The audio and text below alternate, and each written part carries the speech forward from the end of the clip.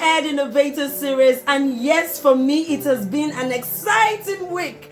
We had the virtual class challenge and it was amazing. So we had 13 entries and eventually 10 people are going home with prizes. And guess what? We have started dispatching already. But back to earth, right? The Ed Innovator. So you're welcome to today's series, and we have been discussing skilled communication. And today we are going to be looking at anchor lessons in skilled communication. Can you remember the rubric I showed you? And we talked about some salient questions that need to be asked when designing your lesson activities in order to ensure that the level of engagement taking place in your classroom is on the advanced level when it comes to skilled communication. Now take a look at this rubric again today.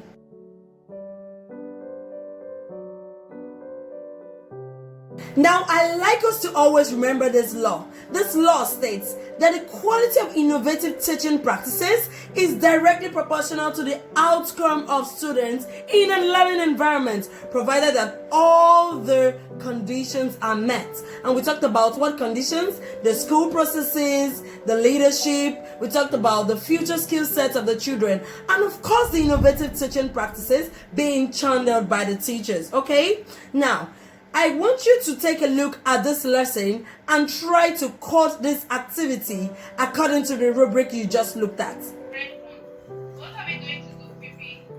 We're going to take the red one away. So the red is going to be, and that's going to be our numerator. Yeah. Because it's the part that is being asked for. They're asking for the fraction of red. So how many red do we have? 2 red. And what will be our denominator? Our How many denominator, do we have it? the denominator is black. Now, this video we just watched practicalizes the code 1. The students are communicating quite alright, but there is no extended or multimodal communication going on. Yes, there is no video, there is no picture, there is no link, there are no references being infused in this communication. So then you know that this is the stage 1 and this is the code 1 of communication going on in your classroom. I hope you're flowing with me. Now let's take a look at this second video, and then you can code this lesson and tell me what you think about it. Stick it to this one.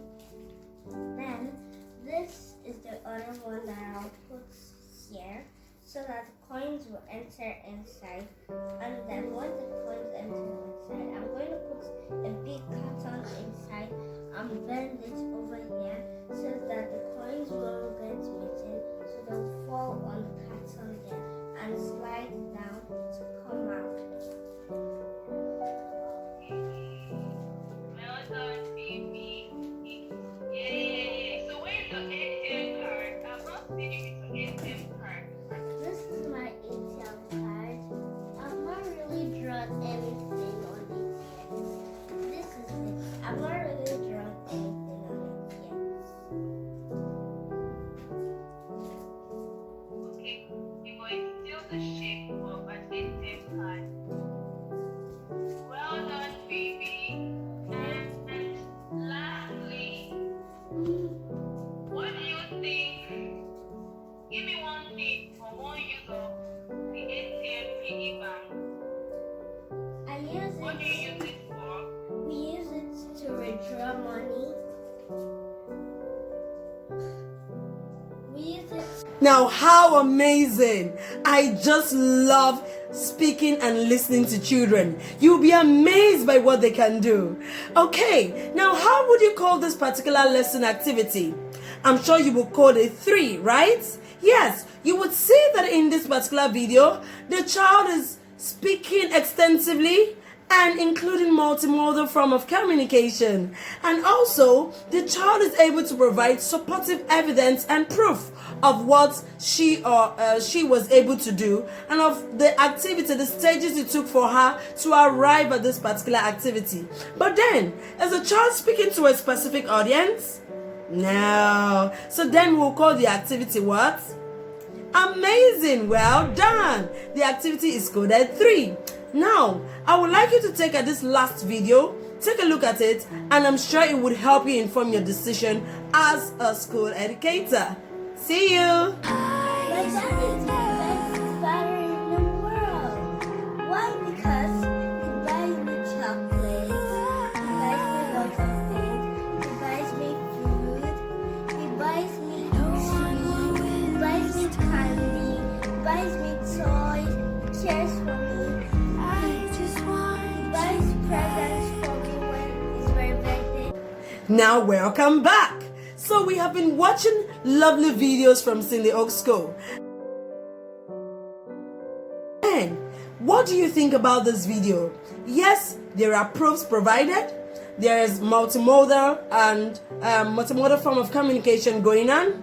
Evidences are provided. And what else? Aha, there is a target audience being spoken to. Beautiful. Now, I hope this is informative for you and it has helped you understand how to work with a rubric to design your lesson plans and your lesson activities to ensure that your children are communicating skillfully. It is important that as educators that we ensure that our children are not just communicating and they're not just, unruly chatter boxes, dropping comments that don't make sense or don't speak to the right audience. We need to be able to guide our children properly to be 21st century communicators so that when they're in their offices, when they're in their future work, they're in their businesses, or they are communicating or working with colleagues or collaborating in groups or even speaking to individuals and employers, they are able to speak right and they are able to communicate substantially. That is the essence of ensuring that we churn out children that can speak skillfully. I hope this has been informative for you, and I would like you to please subscribe to this channel. I would like you to also like, share, and I would like you to ensure that you actually implement everything that has been explained here. So thank you for being on episode 8. I look forward to episode 9, where we'll be talking about another important rubric, and I can't wait to see you next week, Saturday. See you again soon. Bye.